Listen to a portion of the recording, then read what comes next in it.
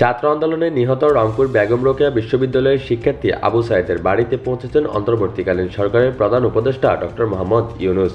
আজ শনিবার বেলা 11টার পরে তিনি রংপুর পীরগঞ্জ উপজেলার জাফরপাড়া গ্রামে আবু সাঈদের বাড়িতে যান।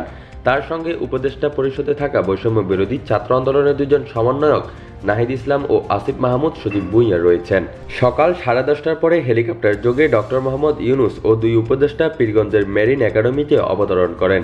এরপর তিনি আবু সাঈদের বাড়িতে যান। তিনি ও দুজন উপদেষ্টা আবু সাঈদের কবর জিয়ারত করেন। পরে আবু সাঈদের পরিবারের সঙ্গে দেখাও করেন।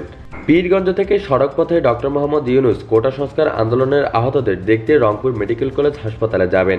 সেখান থেকে বেগম রোকেয়া বিশ্ববিদ্যালয়ে যাবেন। এরপর তিনি রংপুর সার্কিট হাউজে অবস্থান করবেন।